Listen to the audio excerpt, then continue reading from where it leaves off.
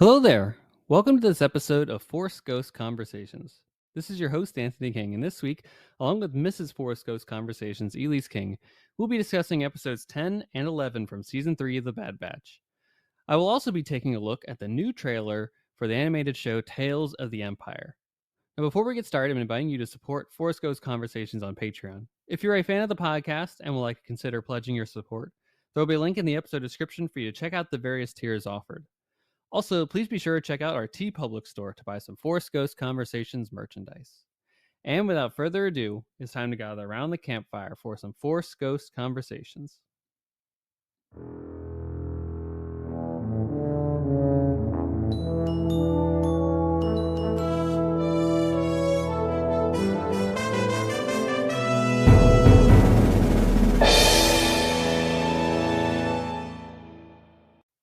All right, everyone, we are back. It is time for all the news that's taking place over the galaxy of Star Wars, Lucasfilm, Indiana Jones, Willow, anything under that heading that we can think of over the past week that has transpired. And it was a, a pretty light day of everything up until the time of recording this, because the day that we've recorded this on Thursday, April 4th, exactly a month out from May 4th, we only had one news item. And then, of course, today we got a whole new poster and trailer. We're going to get all of that for Cloud City Gossip, but there's going to be some more. This is an expanded section of this show today. We've got, of course, the Bad Batch conversation with Mrs. Force Ghost Conversations, talking about episodes 10 and 11 of that incredible series. And we also have a trailer discussion coming up just in a few seconds here. So what is the trailer that we're going to be talking about? Well, let's get into Cloud City Gossip right here, right now. So a new trailer and poster have been released for the animated series Tales of the Empire. Now, you may recall Tales of the Jedi, which came out a few years ago. This is kind of season 2 of that, but it looks like they're going this more anthology route, or anthology-esque route, where it's going to be focusing more specifically on characters that are within the Empire in this series, particularly two characters, and we're going to get to that in the discussion of the trailer itself. So all the episodes will premiere on Disney Plus on May 4th. And again, we'll be doing a trailer segment after this portion of our show, Cloud City Gossip. So be on the lookout for that. And we'll do the same thing we usually do, where I give you some time to pull up the episode, and we'll watch it together and then share some brief thoughts and reactions to it. And then we'll have our Bad Batch discussion, of course, too, on the other side of that break then. So additionally, the other news item that I had compiled is that the music from Kevin Kiner and family for episodes 1 through 8 of Bad Batch Season 3, the final season, is now available. I listened to it today, and it is a beautiful example of the incredible work, detail, and passion as being put into this series to make this final season some of the most epic Star Wars storytelling that there is. I hope that you're able to go check it out on your streaming platforms today, tomorrow, at some point in the future. It was such an enjoyable listen. It's 2 hours of great Bad Batch music. Recurring themes come back, new themes come back. I love some of that dystopian synth route that they're going for a lot of this work here in this season. It's working for me. I hope it's working for you too. So that's all the news that I'd compiled. But let's get into this trailer here. Of course, pull it up on your YouTube's, any place that has videos of some sort that they showcase stuff. I've just searched Tales of the Empire trailer, and I got it on Star Wars from their channel, Tales of the Empire official trailer, Disney Plus. If you want to pull up that same thing or something else, great.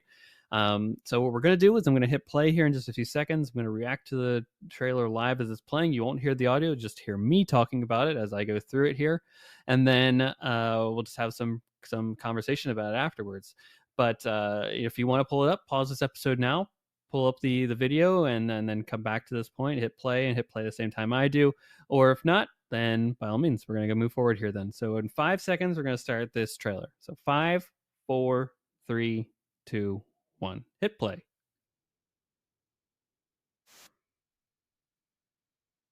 And I love the new animation style that they've done for Thrawn in this. That's really excellent. So it looks like Morgan Elsbeth is going to showcase here her story about how she got into the Empire here, and the scourge of Dathomir that you see in the Maul comic series. I'm blanking on the exact name of it here. and how she kind of got in league with Thrawn here. I'm gonna be very intrigued about the exact why of all that. It's like Paris Coffee. Also, we're gonna be getting some answers onto why and where she's been since the trial of Ahsoka that led to her leaving the Order. It looks like she's been in a jail cell ever since then. And we're going to see basically this journey of Morgan Elsbeth looks like. We're going to have very similar journeys to what we saw in previous Tales of the Jedi in the season before. Grand Inquisitor is back. It looks like Jason Isaacs is also revoicing the character again. And again, we're getting confirmation to just see this trailer alone that Ferris Offee became a Inquisitor. So we're going to see the training of how one becomes an Inquisitor throughout this. We got a little bit of that in the Vader comic series by Charles Soule. That's going to be delved into even a bit further here. Definitely showcasing Grievous here is going to be awesome, and it almost confirms, in my opinion, what the story is going to take place at the beginning for her here. Is that it's going to showcase that Maul comic series is canon to Star Wars. That was one of the few things that was brought over because it was a part of a Clone Wars arc that wasn't finished in time or wasn't released. I don't know the full details of it, but then they released it as a comic, kind of similar to what they did with Dark Disciple. Love Vader being included in this series again, maybe probably just for this brief moment. One of my favorite things of this trailer is seeing Offie kneel down first, right? She's respectful of Vader. Maybe she even honors Vader. Long live the Empire. Great way to end. I love how it burns out too. It's similar to what they did for the Bad Batch going into going from Clone Wars, and then it burned out and just went straight into the Bad Batch as the new episode title. But whew, that was an incredible trailer, folks. 2 minutes, but so much was packed into. And that's why I really like these Tales of the Jedi, Tales of the Empire series. It's because they do this short form animated content, right? You may recall Tales of the Jedi was only like 15 to 20-minute episodes for each system, 3 for Dooku and 3 for Ahsoka. But it really makes you can't, there's no dead time. Everything's important. Everything's got to have a meaningful purpose, an action item, something that leads into something else. Reveals aren't held for a grand timing later on or something like that, right? No, this is straight balls to the wall, important storytelling. And I also really appreciate that they have the guts to continue to amplify these incredible stories that are being showcased here, right? Like it's been over what it was 2011 2012, I think it was the last time we saw Barriss Offee in season 5 of the Clone Wars, I think. So 12 years since that point. I know people have been begging for this question for all this time. Where has she been? What is she doing? Is she an Inquisitor? And this evidently now is the right time to tell that story. And obviously it has that as an answer. Yes, she did become an Inquisitor. She does become an Inquisitor, and the question will be, what happens to her after this? Where does she go? Do we see a conclusion to her story? Is there opportunity for more storytelling? We obviously haven't seen her in anything since then, so she's not in Kenobi. She's not in Star Wars Rebels. She's not in the Jedi Survivor or Fallen Order video games. So I'm very intrigued to see what her story just in general entails. I'm also very fascinated to see just the Inquisitor training itself, right? We still what's that, the fourth sister from Kenobi, I think. There's that other Inquisitor, the second brother, I can't remember exactly off the top of my head, that we saw from the Ahsoka Tales of the Jedi as well. So great to see Vader again. I want to highlight that. I do like that she's the first one to kneel for Vader, right? She recognizes the reverence, the importance of this character, and her place in all this. Really appreciated all that detail and the fine print of it all. Morgan Elsbeth again, just again a very wonderful character. I was sad to see her go the way she did in Ahsoka. Personally, I was excited to see perhaps where this character could go here as we learn more and more about her and her Night Sister lineage. But we're actually going to get that in this series here. So just because one door closes doesn't mean another one doesn't open. So if you'd have told me if they were doing a Tales of the Empire, right? If you told me Tales of the Empire and you told me that Morgan Elsbeth would be basically the character in a way resurrected for this to share more stories about her, I would have said it wouldn't have been on my list if you'd have like said, "Oh, who are the two people you think they're going to feature in this series?" I wouldn't have even thought that she would be possible here, but this is the one that makes the most sense when you think about it, right? This is a person that these are two people that choose to be a part of the Empire, even from its earliest days. So we're just gonna go along this journey with them, and obviously we're gonna even get to part of the New Republic too, with Morgan Elsbeth, as we see that place where she's at in The Mandalorian season 2, where we are introduced to Ahsoka in live action for the first time. Whew. And of course, Grievous is back. Thrawn is back again. The new animation style for Thrawn looks really excellent. He's going to be very intriguing to see where he is in this point, to see how it lines up with the various canon that exists for the character at this point too. Can't wait for this all. And this reminds me too that I need to get on a Tales of the Jedi conversation here for Force Ghost Conversations too, which I know Mrs. Force Ghost Conversations wants to be a part of. So we got a lot coming here for the podcast over the next couple of weeks, so you better stay tuned. And of course, we have a lot more on the way in terms of Bad Batch discussions too, especially within this episode of the podcast alone. So on the other side of this short break, we'll be back with Mrs. Force Ghost Conversations and I's conversation about episodes 10 and 11 from the Bad Batch season 3. Stay tuned.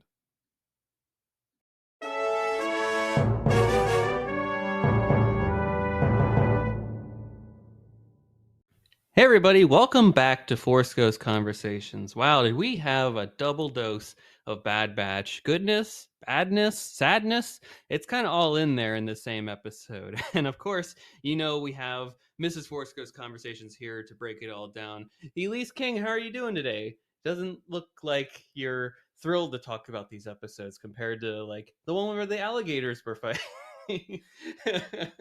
Everything we thought came true. Whoa, hold on. Pabu was spared. They didn't rain hellfire. It still exists. Pabu is alive and well. It's not well, but it's alive. It fights another day. Okay. I'll take the small win that it is, where my brain was like, oh, just use the Star Destroyer that you have up in the clouds to just blow it all up. Yeah, but what was the cost? We'll get into all that. What was the cost? Yeah, that's a very good question. So we're here, of course, to break down episodes 10 and 11 of season 3, the final season of the Bad Batch, titled Identity Crisis and Point of No Return. Spoiler alert for anybody that hasn't seen either of these episodes. And also, just a side note, I hope you're enjoying the new microphone setup in here. I'm really, really glad to hear, or I'm excited to hear how this episode sounds. So give us some feedback via a Apple Podcast review. We'd love that. Thank you. Anywho, let's start with episode 10, Elise, Identity Crisis. And this is very much an exposition episode. We got a lot of answers that we've been looking for about what Necromancer is, what it isn't, what they're doing there on Tantus.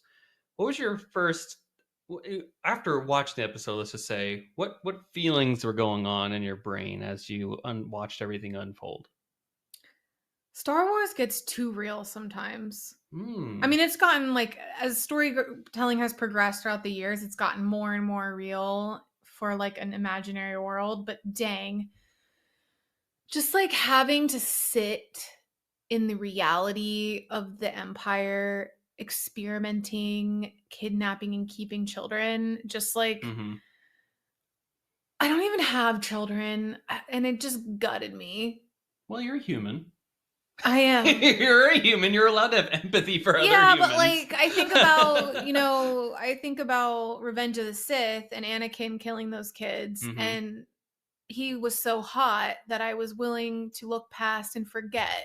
Yeah. But this show, as an animated series, I think is powerful because it makes you sit in it for a whole 30 minutes, and I just...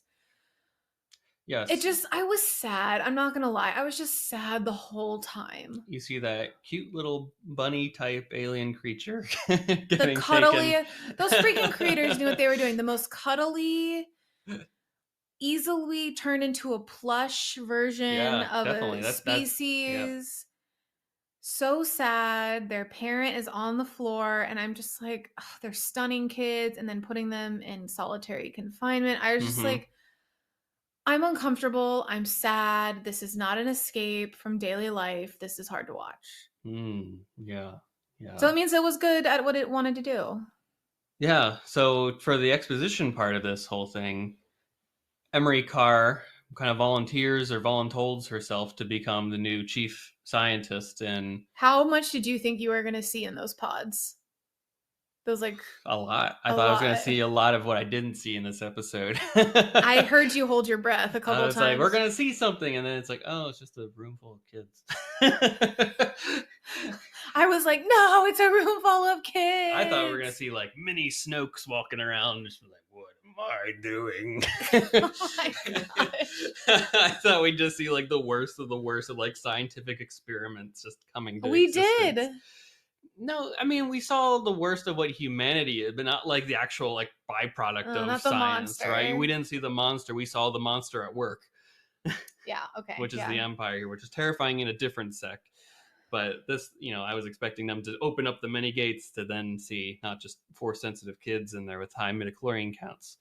Um, so like we learn that these kids have been taken again because of their high M count, and they're using them for the blood transfer from. Yeah, can you remind me what they said about transfer? Yeah, so basically what they were trying to determine is that the M count from like the emperor, right? They couldn't clone somebody from host A to B and replicate that midichlorian count in them. Yeah, so Um, he wouldn't be as powerful or even powerful at all. Correct. He would just be It a would just be what Ray's parents are. Ray's dad is. yeah. So a forceless nobody. Yeah. In a Yeah, way. yeah, yeah. So with that, that was why they needed Omega's blood, because her blood mixed with that blood, the binded blood, can then lead to somebody replicating the M count in a new sample. Yeah, like her blood was compatible and could therefore help the midichlorians transfer. It's Yes. a carrier agent. Yes. Yeah. Yeah. Yeah. So it didn't have to do with is she a Jedi or not? Is she high in M Yeah, count? exactly. It doesn't actually have anything to do with It that. just means she has whatever she needs It's just she to is the binding X agent. factor to make it happen. Um, so that is her importance. That's why Omega is being hunted after. That's why she is being the person that the Empire is Project Enemy #1. Um, so I'm just really intrigued to learn more about the You science of it sounded all. relieved. You I'm glad that we got like first off, I'm glad that we got like an exposition dump and they just didn't like punt it to another episode again. I'm like, finally we got to a point where we're like, this is it. Right. I they did that so many times this season. We're like, she's important, she's the key. Scene cuts swipes away to something else, right? Or like she's the key to all this, she's the key to Necro. Like she just kept saying stuff like that and beating around the bush and before actually like explaining what it is. Like, is is she the one? We knew it was something with blood and M count. We're like, is she force sensitive? Is she not force sensitive? Is that why she can? I think I heard at the beginning like successful M count transfer in that episode 1 or 2 or Yeah, I whatever, remember that. and I was like, okay, that's why in my head originally I was like, I don't even think she's force sensitive because she just was able to transfer M count through her. That's kind of where I always thought. I was But just kind to of get relieved it confirmation wasn't on like that. she has the highest M count we've seen. Yeah, we don't need any like Yeah. extra Anakin type people on top of all that. Yeah, it So made it's me nice wonder just to though. Then get what that. was the point What was the point of of? the previous episode? Is she a Jedi? Is she not? And then Oh, I mean that's a and fair question. Yeah, I mean I have a lot of questions too about just the whole and then like usefulness of Ventress everything. not giving a. I think the whole thing would have made more sense if at the end she'd given a definitive answer to Hunter and Wrecker and Crosshair. Yeah, but like she doesn't have a high M count. They're not, it's not Yeah, because of that they're coming after her. but it was like she's never. I mean, I guess the whole point is, like, telling them they'll never be safe to get them, like, start Regardless, it doesn't matter if she moving. is or not. They're still coming after her. Yeah, maybe that was the point of being opaque, is, like, it doesn't matter if she is or not, they are Mm, coming. But that whole, like, hint of someone needs to train her, like, that's hmm kind of falls flat a little bit. Yeah, yeah. I agree with you on that front too. It's like it's just a little confusing and muddling how that whole process was handled. That's the I know first Ventress walks in riddles basically, but Yeah. sometimes straightforward is the best way. That was the first time in an episode of the season after the next one comes out where I was like, "Oh, that episode is now more You're a little confusing." contradicting. You're like, what was the point of that? Yeah. I was like, "No minute of the show has been wasted," and if their whole purpose was just to introduce Ventress again and have a fun crossover, then great, that's what it was. So But if be it it. was trying to, Yeah. like, create another level of storytelling, I think they missed the mark a little bit because I'm like, I give a lot of leeway, but Yeah. it's still confusing to me. Yeah, yeah, yeah. I agree with you, and I think that's one of those things where it's like, I don't know, I don't have answers on this one, and they weren't really clear about it at all, and it's It's not still glaring enough where I'm like, it "Oh, it's ruins the entire ruined." season, Yeah. yeah, and the journey that we've been on this front. It's just more like you did last week. Huh? Huh. Yeah. You're Yeah. like, Hmm. hmm. It kind of makes you wonder, like, do I go back and revisit that episode as often? I don't know. Would it have the same impact as If you just want to see that if you weird just want to animation see, style yeah, for the that fighting. stop motion fight sequence? Yeah, absolutely. Um, so I think this episode is titled "Identity Crisis." And Emerie Carr is at the center of this thing, and she's the one that's making connections kind of with these kids, even though she's told not to. She's told to treat them like science experiments. Which is impossible because they are children and you have to interact with them on some level. What do you think the identity crisis is having on her? Is she a loyal scientist who follows Dr. Hemlock as she always has? Is she finally disagreeing with the Empire for the first time in her entire life? Mm-hmm. Is she seeing herself in these children? She kind of hinted, like, I was alone like they are. She said Yeah, yeah. something on that I was in a line. lab once too, or something like Yeah. that. So it makes me more and more curious about her relationship with Dr. Hemlock. Like, when did they get, mm-hmm.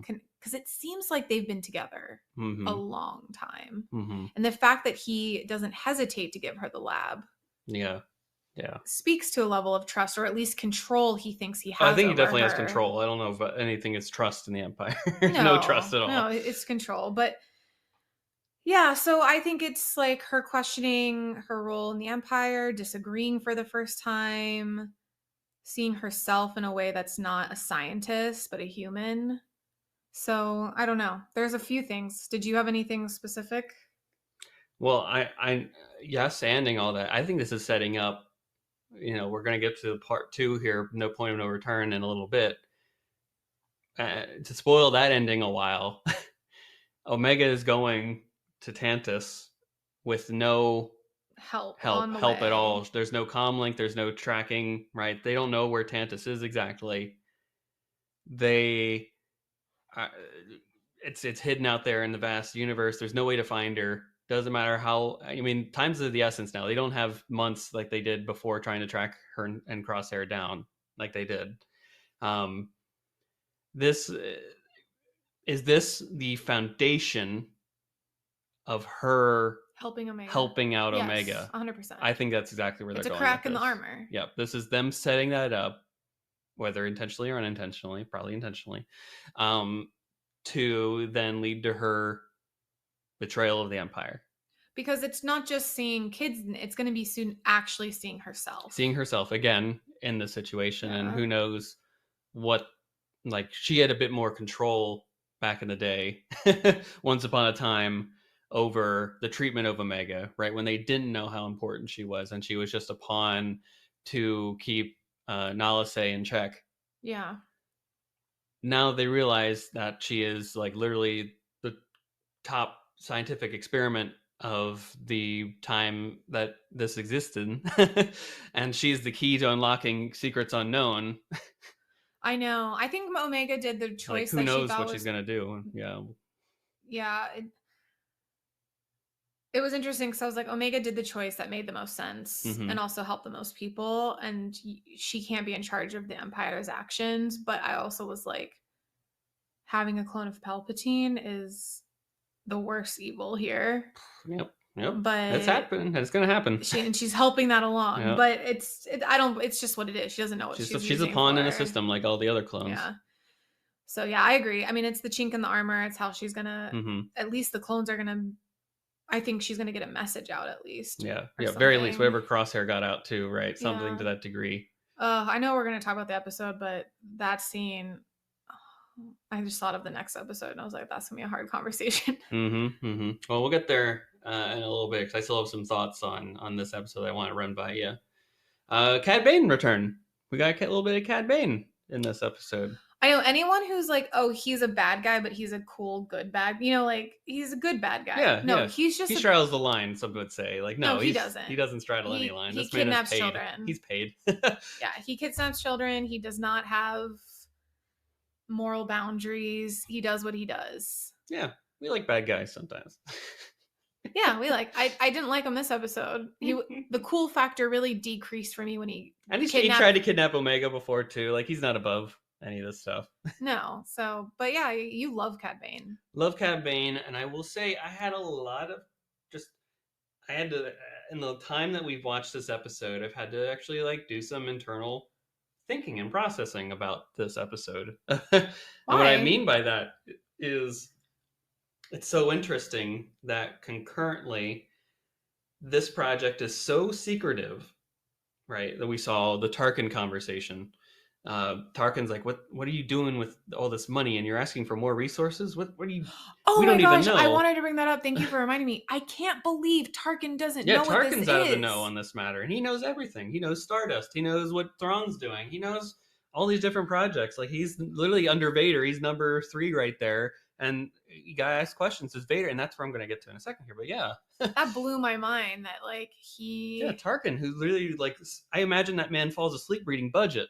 You know, he's reading code and budget. It made me a little happy he doesn't know, because what a thorn in his side that there is a huge money hungry secret that he does not know about. That is like the Emperor's secret pet project. Yeah. And like that must drive him up a wall. It made me happy that he's so pissed about it. Yeah, I think that's a good catch. That he would be like, oh, I gotta talk to Hemlock. Like, what's he doing? Yeah, try and like strong arm Hemlock into saying something. Send him a team. Like he has to go out. He can't like use fear and all that his other tactics to get the information out of them, because he knows that this is such a personal thing for the Emperor. He can't use those other power motive tactics on that front. No, so he has to be wily. He has to kind of be like buddy. He's like, oh well, call me if you need anything. Do you need help? Like he's trying. At that point, he was like, you better use the money well, or you're gonna go down. Oh, Hemlock, do you need a partner on this project? I'll come in there. I'll put my name as a signatory on this bill. Yeah. It was kind of nice to see him doing some hand and foot dancing around the situation. Yeah, I thought it was really interesting to hear that he didn't know. I thought that was great insight into the politics. It was. And just an understanding of, wow, this is such a secretive thing. You know what? I really want an episode where we get a scene of the Emperor, Tarkin, and Vader talking all together. Because what a bunch of grumps. Well, you get that in a couple books. If you really want a good one, where you get like them plus Thrawn and Krennic. You can talk about a bunch of grumps in a room. Thrawn Treason, the final book in the original Thrawn trilogy of this new canon, the worst bureaucratic circle has there them ever all was. there, and it explains where Thrawn is for a couple episodes in Rebels season 4 when it's non-existent, because he is called back to Coruscant to investigate some mishaps. And you get all of them in a room there, and their inner dialogues with each other. I think it's really well done. So for fans and for you, if you want more of those grumps like you were asking for, there you go. There's that. Okay, sorry, I interrupted you. You were saying something about Cad Bane, and then. But yeah, it's fascinating, the paradox of this, right? The Inquisitors and Vader are literally tasked with hunting down and killing every Force user. Anybody that exhibits the Force, they are called in to take out. Whereas then there's like this subset, and it shows you how like this is the reason why they're using bounty hunters.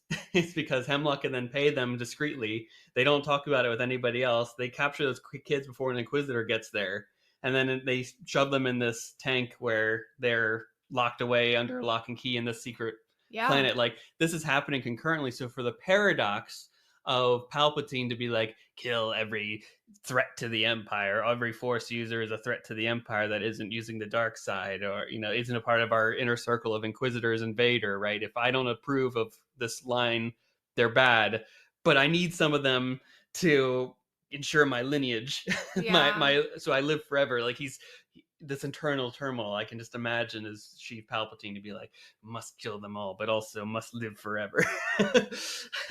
Yeah, I don't see it as turmoil. I see it as like I have complete control over all of them, whether it's through death or through No, captivity. that's a good point. I didn't see it that way, but I just am like, ooh, I wonder how he's taking this. It's a good reminder, especially with how young the latest captive is like Mm-hmm.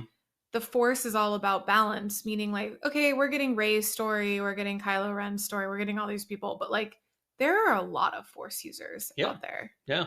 I mean, everyone has midichlorians. Again, it's just some have more natural talent to use it than others, and Like in the years after this, it's not like people who are Force sensitive are yeah, stop as being much as they born. want, and then that's why they just go around killing kids. Yeah. You exhibit it. You hope you don't like at a birthday party go like, ooh, I lift the balloons. Yeah. And then some guy, like they showed in the episode, I liked, because that's basically how it was when they saw a kid do something extraordinary. Then they go and be like, hey, I saw something. And then usually an Inquisitor comes. Yeah. Yeah. I remember Um, that. and then, case in point, Wolf does that. And Mm-hmm. then Rebels there, exactly. He follows the exact protocol that you're supposed to do when you see something like that. Yeah, that was a big paradox. I thought that was Wow, going you really on. thought there. I was just sad. So I'm glad you had deeper Well, thoughts I than was that. like, how can this both exist, right? How can Vader just let this go? And I was like, Vader doesn't probably know. No. Vader doesn't know. It's probably Hemlock at this point in time. It's probably Hemlock and Palpatine and those select scientists that are working on this right now. That Palpatine for sure is like, I will burn to a crisp Yep. Every after one of I have what those I will, as want. soon as the formula is achieved and locked away until needed, this is done. You are all done. Good night. Good night. Good night. It's yeah, it really is interesting. I think it's just a good reminder that like for every hand you see of the Emperor, there's at least three in the back and hidden in shadows that you don't see. Yeah, so dark side of them to be so manipulative and secret, keeping all these things from each other. Like it is the way of the Sith to No trust. have no trust at all. Like Yeah. it is empire-ish, it is dark side-ish, it is absolutely everything that fits them to a T. So yeah, I did have to sit because I'm sitting there in the episode. I'm like, why is it an Inquisitor just coming and take like? Yep. Just Yeah. wild I didn't that even think about that. yeah. So I think we've talked all the weekend about this episode, but it's not like we have an even easier episode on the other side of this one to talk about of uh, point of no return. Um, what were your? I know we've kind of spoiled the ending here, so we know where we're going as a part of this episode. But this was kind of the one that we have been like, just rip the band-aid off already. We know something's going to happen here. They're going to be found. Ventress hinted at it in last week's episode. If nothing else, that was what she hinted at. That the most and the importance of last week's episode was to hint at they're not safe, and that's why they're trying to Yeah. get off in the beginning of the episode. Yeah. But where were your immediate thoughts after watching this episode, or even during the episode? What was the roller coaster that I imagine you went on internally? Oh my gosh. As soon as Wrecker got hurt and he didn't move for a Oh, minute, I was oh, like, don't you dare do this to me. yeah, yeah. That was. I was like, I will revolt. I will have to go on a hiatus.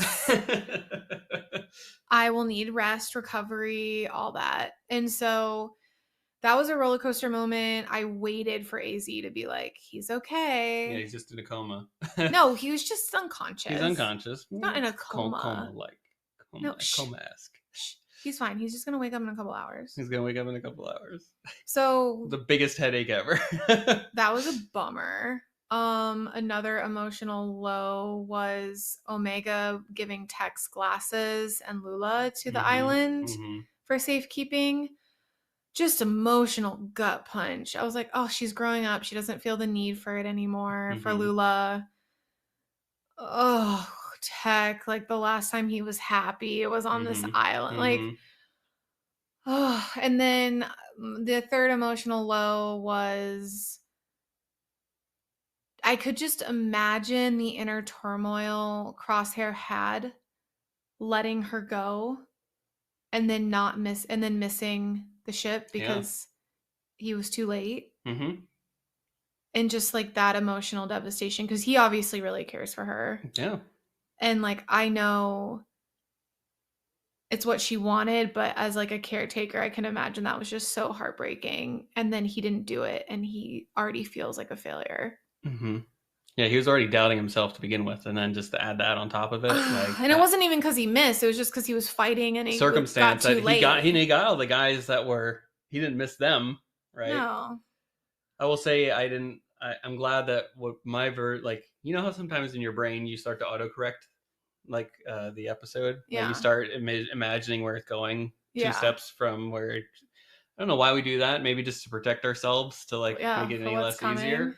Um, but I was like, is he gonna just like was one of those guys gonna just like come up and get him Oh. while they're like they were hit and then they just like can somehow pick up an arm and shoot back or something Uh, like that as he gets his shot off, and it's like is that the end of Crosshair, is him doing this last act to get the tracking on it and then he was and killed. then that's how he goes.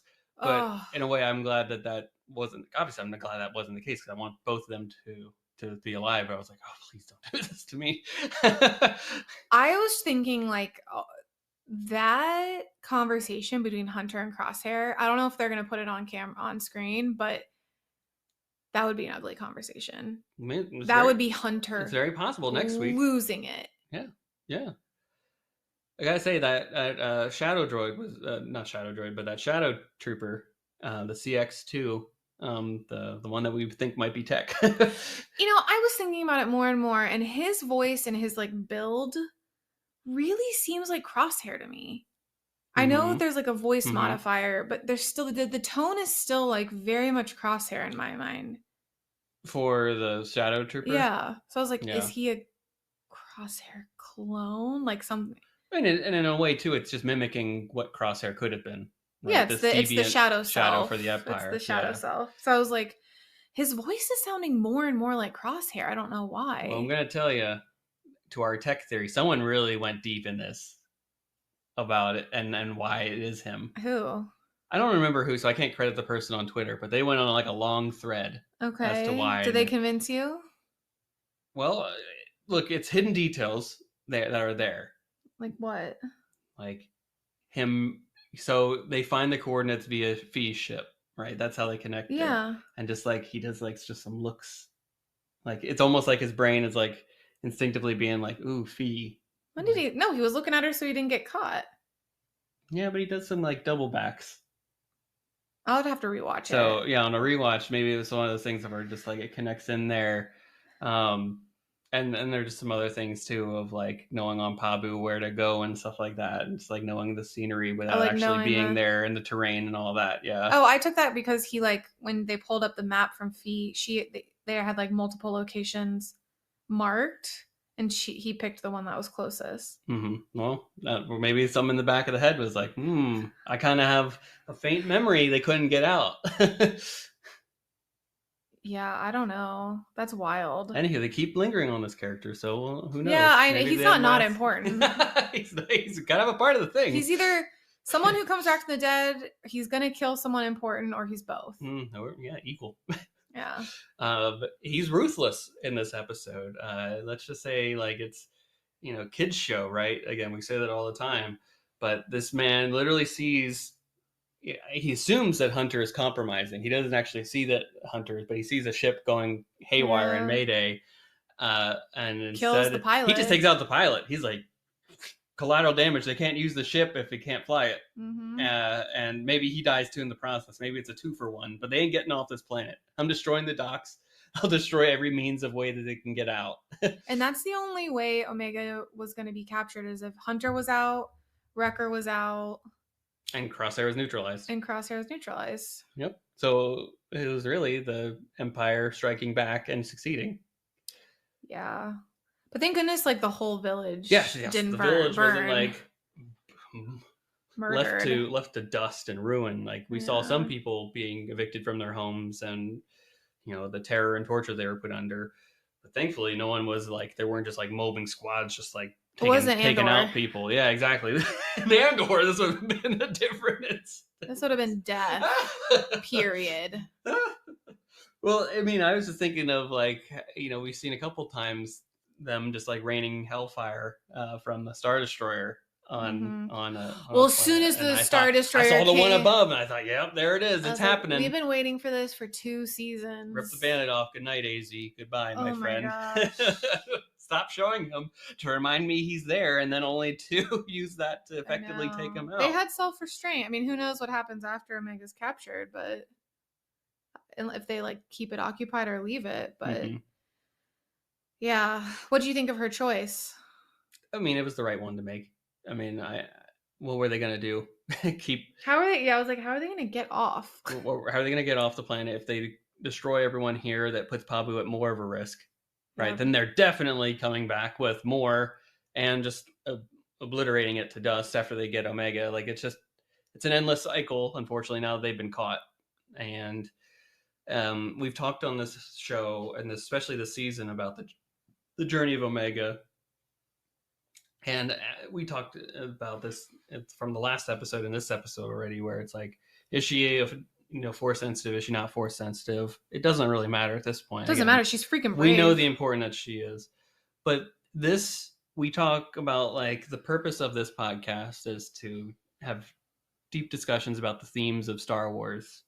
And one of those is really being like, what can we take from this to be in our everyday lives? And really, what Omega did in this moment, whether she is force sensitive or not, doesn't matter. She did probably one of the most Jedi things ever, a selfless Hmm. sacrifice for the good of everybody, but also having a game plan of being like, we're gonna get out of this, right? Yeah. This isn't just me giving myself up and this is the end, right? There is still hope in This her is just choice. playing a game of strategy She's and like, picking my next we move. control the like if they get me, we don't have a choice of like what happens next. Like at least we can control some variable in this. And then they didn't. And then they didn't, which I mean you can't control that it didn't happen. Yeah. But she doesn't know that they didn't.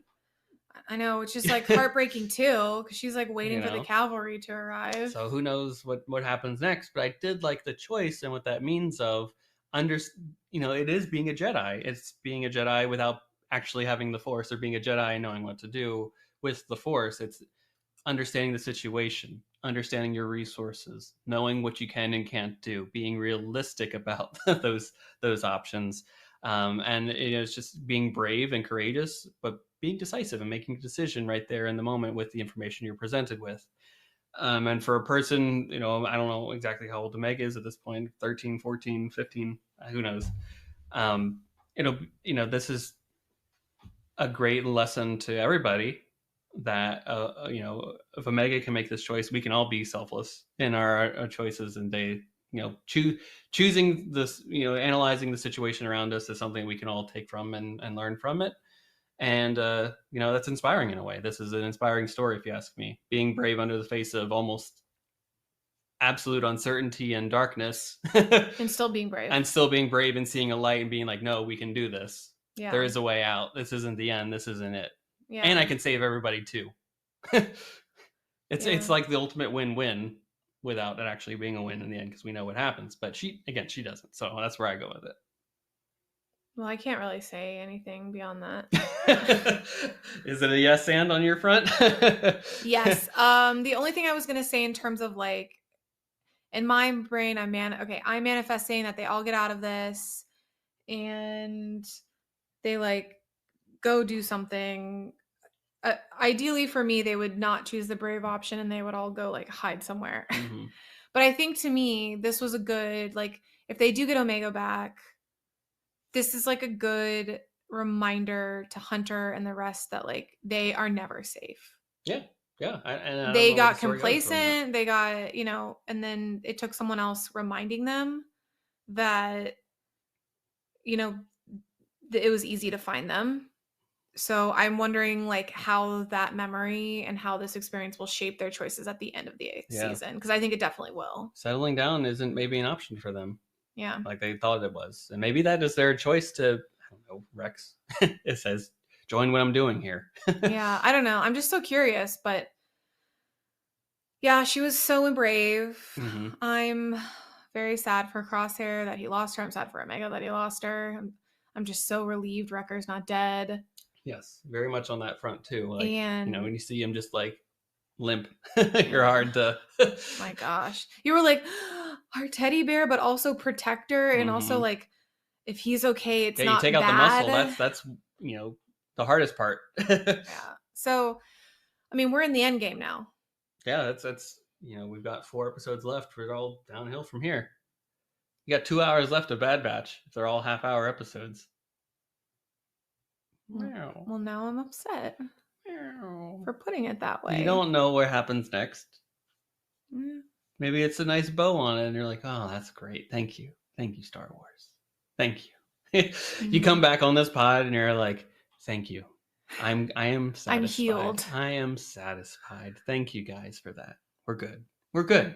Peace out, Star Wars." I would have never thought that she would get captured again. I don't know what I was Really thinking. interesting. It just didn't come into my brain. So it makes me excited to see where the rest of the story goes. Mm-hmm. And yeah, it's an interesting choice. Yeah, it was a different choice. So let's go back to Tantus. Let's figure it out. And that was their goal anyway. She was right about that. She's like, this is the way we can get there and enact what her real dream was, which was saving. Oh, I knew they were always going to go back. Yeah. I just didn't know it was going to be through like Omega being captured again. Yeah. But did I hear correctly that the Shadow Warrior said he had pulled information out of the Trandoshan? Was that what's her face? I think you're correct. Sid. Yeah. Okay. Yeah, that's what I thought. Which led him to Fee. Yeah. And then from there to Pabu. Yeah. Yeah. So I think Sid strikes back. I mean, yeah, who knows if she was tortured or whatever. Or, well. You think I don't know why I keep wanting to give her a chance. She was just like so you fun. Of all people are like give Sid a chance when you're usually like she must suffer for what she did. That's usually a staple of your. Well, I'm not like give Sid a chance. I just keep thinking that she's gonna redeem herself, and she definitely doesn't. So. Yeah, Star Wars is due for a person to just constantly disappoint you. That's their whole show all the time. No. Well, yeah, I'm excited. Dreading and excited. I think the storytellers are doing a good job overall. Love the characters. Let's do it. Break my heart, guys. Do it. Do it. I dare you. One last thing I'll say was it was really nice to see Hunter unhinged. Just like that. Yeah, when he was throwing people like he's usually they're like set for stun. These are our brothers. We can't do this. They just don't know. They haven't made their choice yet for them. They can't, or like he gives them a lot of benefit of the doubt, and now he's throwing them out of this. I know. Carrier. I don't care what happens. I need to save my family. He went full Taken. His fighting was really fast too. Yeah, the last couple of episodes, going back to that one where we see them in the Florida Everglades, was Hunter going back to his roots. Yeah, I'm loving it. Yeah, I'm loving it. We're going to see probably more of that, too, when they go to Tantus. They're going to see all of them really just... I was going to say, I can't wait to see Hunter unhinged again, but like I've said that every week, so I'm just going to... Enjoy the ride. Yeah, I'm just going to enjoy the ride. Keep enjoying the ride. Keep on living. And hopefully they do, too. And thankfully, hopefully at this point in time, Pabu is still alive and well. Again, not well, but they're alive. So they can be well later on. Yes. Any last thoughts on this before we wrap up? No, bring it on. Bring it on. That's what we say here. Bring it on. What more could you do to hurt us, Star Wars? And by that, be kind, be gentle. I think I put that on Twitter on Tuesday before the episodes because I knew there were 2 of them, and some people had been like teasing. Oh, you guys may want to take off work for these episodes. I'm like, just be kind, be good, be good. I doubt they will. They don't care what we think or feel. But I think this is the last 2-parter. Okay. So I think it's just single episodes all the way throughout. So no double goodness. So it's singles from here on out all the way through the beginning of May. So that's it, folks. We are all done with our conversation on episodes 10 and 11 of The Bad Batch here. Of course, you know where you can find us on all the social media platforms. Just search for Force Ghost Conversations and we'll be there. And thanks again for listening. We'll be back again next week with a brand new episode. Until then, may the Force be with you. Take care.